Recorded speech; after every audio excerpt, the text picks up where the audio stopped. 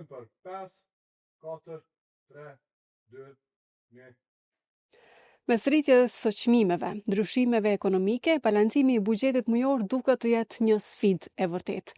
Apo jetojmë realisht më mirë, apo vetëm mundohemi që ta mbyllim muajin.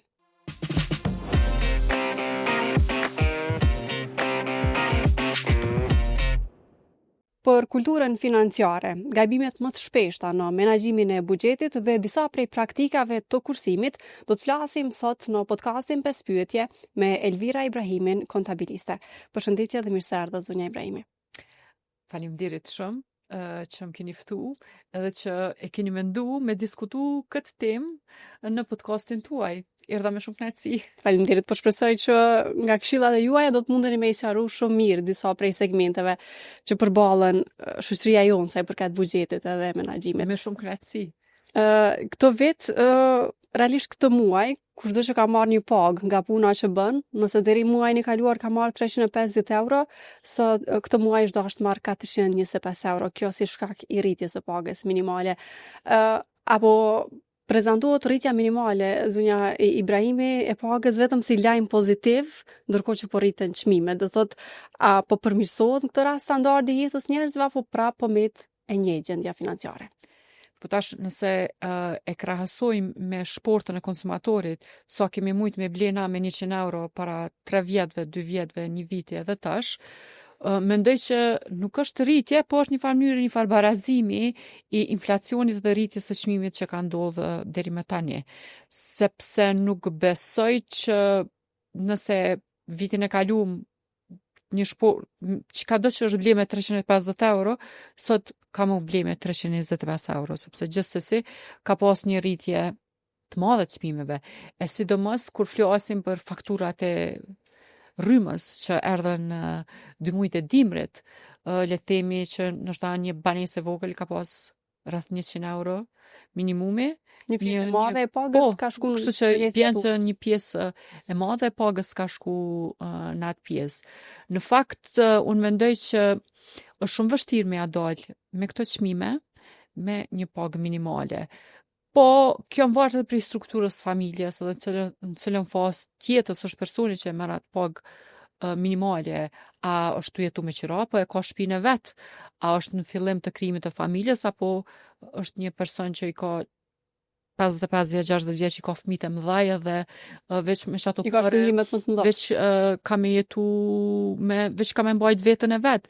Ndryshe është për një person i cili ka 2 fëmijë të vegjël që ka me i qenë kopsh, që ka me ju ble libra ose pampersa, pra varet në cilën fazë tjetës tje, edhe sa të mjafton që kjo pagë. Po në përgjithësi është e pamjaftueshme nëse të paktën me një person me mbajt familjen me ato është halama e pa realizueshme. Pra gjithsesi nevojit edhe personi i dytë me qenë punë, ose me punu punë tjetër jashtë orarit për me plotësu nevojat minimale të familjes. Do thotë mos me u bazu veç në këtë pagë minimale, me gjetë të ardhura tjera financiare që mund të ketë. Në një farë mënyrë je i detyruar me bu një gjatë të tillë, sepse me këtë pagë është e pamundshme. Le të themi ke marr 425 është paga bruto, po në bankë del dikon 392 nëse nuk gaboj. Tash hajde që 90 euro të kanë shku për rrymë, të kanë betë edhe 300 euro tjera, ndoshta e ka një kredi personi në fjalë, edhe që shkoj rroga. Kështu që prapë po them, më varet në cilën fazë tjetës tje, më varet çysh është struktura e familjes, po përgjithsisht është shumë e vogël edhe vështirë e mjaftueshme që tu bazu veç në çtë rrogë me mujt me mbietu. Pyetjen e dytë, Elvira, përgjithsisht edhe për ata që kanë pagë më të madhe se minimalja, çka janë gabimet më të mëdha ose më të shpeshta që njerëzit i bojnë kur menaxhojnë buxhetin individual ose familjar mujor? Qysh jemi ndoshta si shoqëni me këtë kulturën financiare? Zgjon. Është para se me ditë sa ki rrugën është paq e rëndësishme me ditë se qysh e shpenzon ato. Tash po dalim në një realitet tjetër prej atij realiteti ku i ki veç pagën minimale dhe dush me i kry vetëm shpenzimet që i ki mandatore. Tash po flasim për një realitet tjetër.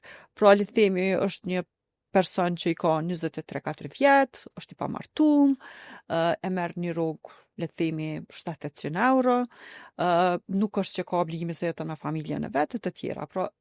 Po supozojmë që është që ky realitet. Po. Para qëti personit, sot është një sfidë shumë e madhe për me menaxhu pagën e vet. Për arsye se ne si gjenerat edhe si shoqëni në këtë momente jemi shumë të ekspozuar ndaj rrjeteve sociale. Pra na ekspozohet, na servohet një diçka, një realitet i dikujt tjetër, i cili nuk është realiteti jonë dhe nuk përkon me çato parë që na i marrim. Le të themi bëhet trend një X udhtim në një vend dhe edhe na pa dashje na merr hovi për me shku atje, ose ne si vajza dhe gra që jemi të ditën TikTok shohim maska të ndryshme për fytyrë, maska të ndryshme për flok, mandej rroba të ndryshme. E krejt këto në mënyrë impulsive na bëjmë që na me shpenzu pagën tonë. Një lloj presioni indirekt, ndoshta stili i jetës, pra është pasojat financiare. Është shumë e vështirë me kursy edhe me menaxhu na pagën tonë se sa që e kam pas prindrit tanë. Se çdo gjë që na servohet si diçka që është must. Të ndush me pas patjetër serum për fytyrë, dush patjetër me i piq të vitamina, ka dalë tash ajo CMOS, që është një produkt për jetëgjatësi ose të tjerë. Çdo gjë na servohet si diçka që është e patjetër që na me posedu. Pra është vështirë, e vërtet, sot me i kursy do parë dhe me menaxhu buxhetin tonë për shkak të këtij presioni. Thjesht e kena vështirë me jetu jetën që për një mend na dojna, po gjithçysh mundohemi është presioni me jetu jetën e dikujt tjetër. Që ai realiteti i tij nuk është as realiteti i tij, ajo që e paraqet në jetën sociale, e as më pak realiteti dhe rrethana tona, sepse X personi mundet më kon tjetër fazë të jetës, tjetër buxhet me pas, na jemi tjetër fazë të jetës dhe kemi tjetër buxhet. Edhe ekziston që ai presioni që na me bë jetën e dikujt tjetër. Pra rrjetet sociale na obligojnë që na me bë jetën e dikujt tjetër, rrjedhimisht kjo na bjente një moment kur e humbim kontrollin mbi paron tonë. Qysh më ja bën këtë rast ndoshta për dikë që është në këtë situatë, qysh më përball me këtë presionin indirekt prej rrjeteve sociale dhe dëshirës me bë po të njëjtën që është tek dikush tjetër në Instagram për shembull. Po na menojmë që nëse e bëjmë një X udhëtimi ose nëse e blejmë një X rrobe ose një X veture, ka me na sjell një lloj lumturisë. Po ajo është një cikël që nuk përfundon kurrë, sepse ty e kryen ato, po nuk vjen çaj momenti i lumtur, sikur që ka pas ai personi që kena pa në fotografi që shumë di i lumtur kur e ka pas qatë tesh ose qatë udhëtim. Duhet mu fokusu te vetja jonë. Sa ma shumë që të fokusohemi në dëshirat tona të brendshme, në vetën tonë me kuptu na për një me çka po dojmë, jo çka po na servohet, po na çka po dojmë, e kemi ma let mandena edhe me identifiku dëshirat tona, po edhe me i menaxhu parat tona. Pra, mu kthy ka vetja jonë e brendshme. Mundet mu konë shumë ma efektiv një meditim ditor 10 minutësh, se sa një udhëtim 3 muaj, çdo 3 muaj, i cili në fakt veç na shtin në borxhe të më të tjeshme. Unë nuk po them që na nuk duhet me shpenzu para për dëshirat tona. Këto nuk po e them, po duhet për dëshirat tona. Jo ato të cilat neve na servohen ose që na merr rrjedha. Jo për trendin, ndoshta. Pra, jo për trendin, duhet na me menaxhu dëshirat tona, na me menaxhu parat tona e jo parat me na menaxhu neve, sepse vjen një moment kur ti jenë minus në overdraft, jenë minus në 1, 2, 3 kredit kartela, në anën tjetër e ki 1, 2, 3 kredit, të cilat vjen momenti i marrjes rrogës edhe shkon shumica rrogës në mbyllje të obligimeve financiare. E çatëherë është shumë e vështirë munale dhe me thone që tash nuk po du me kursy. Kështu që duhet m'ja nis ma herët. Nëse pyet çka duhet me bë na, është pjesa tjetër, përveç asaj që thash është një meditim edhe kuptim i dëshirave, me kthy vetes, që jo vetëm për menaxhimin financiar e ndihmon pastaj edhe për shumë gjëra tjera, po duhet mi shkru, mi pa për një men sy që ato shpenzimet e tua. Mos me hezitu me i shku keq shpenzimet e tua. Krejt këto që apo i flas, janë gabime që i kom bo dhe vetë. Se unë e kom kry fakultetin ekonomik, e kom kry kontabilitetin, po edukim financiar të mirëfillt, nuk është se kemi pas një landë të caktume.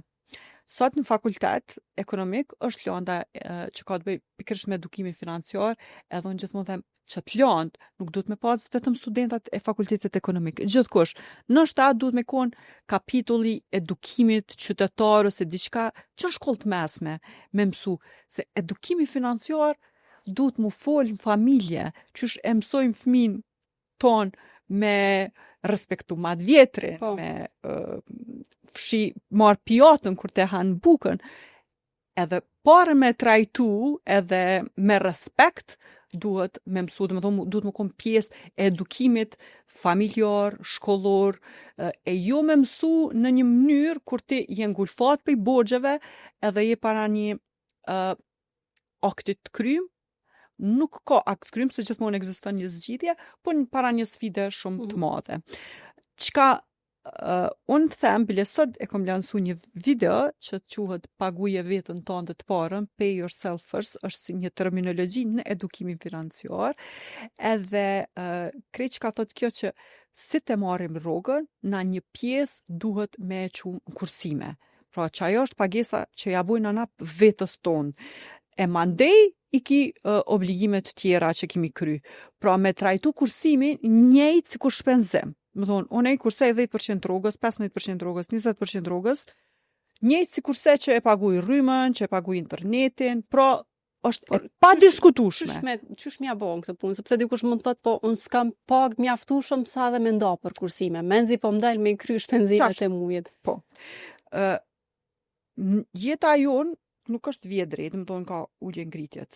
Edhe kemi faza ku ne muj me kursy ma shumë, kemi faza ku s'muj me kursy fare. Po. Në momentet kur na e kemi një rrogë që menzi po na del me i pagu obligimet tona, atëherë në qato momente është më e rëndësishme shprehia. Pra, qoftë edhe 5 euro dhe 10 euro me i kursy, është një farë energjie që të po e qanë në drejtim të parës, që për i thu parës unë, po menoj për ty, për vetën tonë të ardhshme, edhe për nda një pjesë. Mandej, me kalimin e kohës, shkon me 5%, me 10%, derisa të mbrin një farë standardit të cilën të mundosh, mund është ato me majtë, po varsisht prej të ardhurave. Po, kur jemi në një moment që për një me s'ke mundësi edhe në fakt shpenzimet janë më të mëdha se hyrat, kthehemi prapë te ajo që thash në fillim. Në qasti momente na duhet ose me ndru punën, ose duhet me punu një punë dytë, po ose me bu një veprim që unë e bëj vazhdimisht me vetën tem, fitimi i aftësive të reja. Unë kom pas djalin bebe, të madhin, të voglin pashtu, gjithmonë njëtën tem, kom kry shkollim, derisa hala tash që i kom 20 vjet karrierë, mundona me fitu një aftësi të re, me ndjek një kurs, me ndjek një trajnim. Pra nëse jam që kjo që jam sot këto edhe më këthirë me fol, me mu, me dhonë këshilla, nuk është prej fakultetit që kom kry 3 vjet, as prej master që kom kry 2 vjet, po krejt trajnimeve ekstra që i kom ndjek, sepse mune kom pa që me bachelor nuk kom e pas rrogën të hyra që unë du me i pas. Pa gjithmonë kom ndjek trajnime dhe kom fitu aftësi të reja.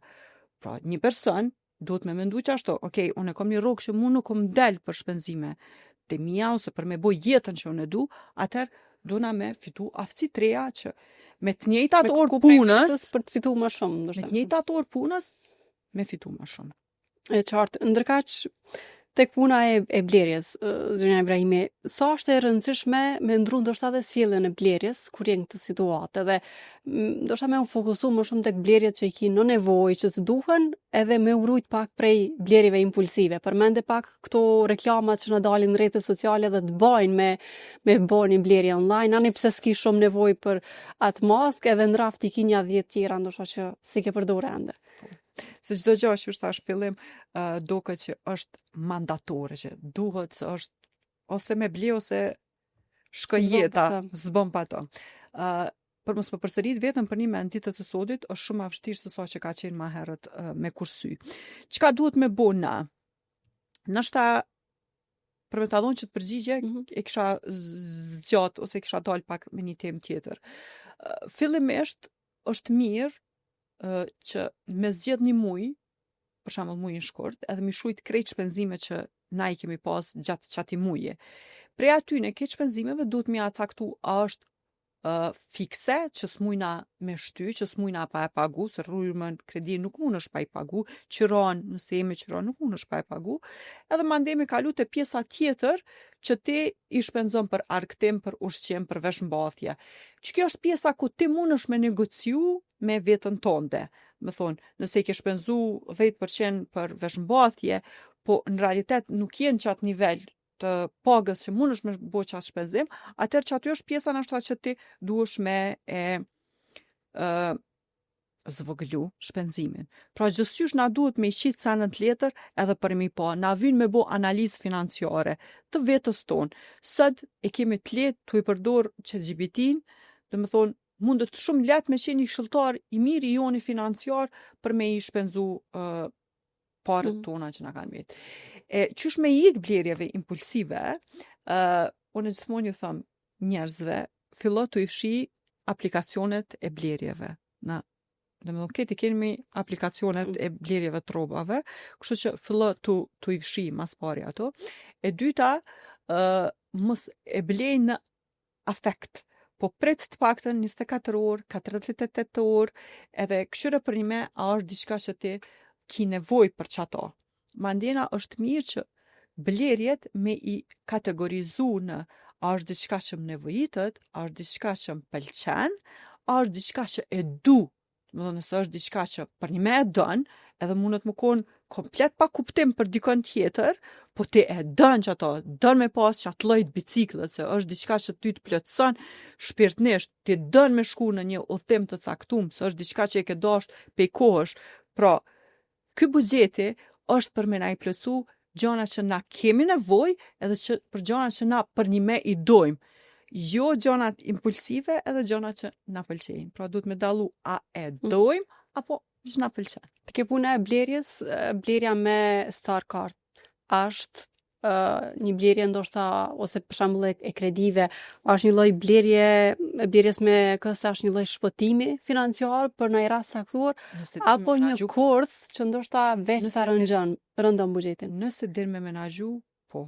Pra nuk ka rëndësi mjeti, po ka rëndësi për çka po e blen. A është diçka që më pëlqen, a që e dashuroj me shumë zemër atë gja me ble, apo është diçka që më nevojitet. Nëse janë dy këto, atër po ble, sepse normalisht që është shumë ma mirë me ble sot dhe me pas sot dhe me pagu me këste. Se sa ndoshta të mos e kesh fare. Po nëse është diçka që për një me e dëshiron, pse jo, kur të jepet mundësia. Megjithatë, unë gjithmonë jam idhare e kursimit, e krijimit të një fondi rezervë, ku ti e ki një fond me çato kursime që i ke kriju, ka studime psikologjike që janë bërë se njerëz të cilët nuk kanë parë të lane anash, kanë gjasa më të mëdha me pas stres edhe ankth.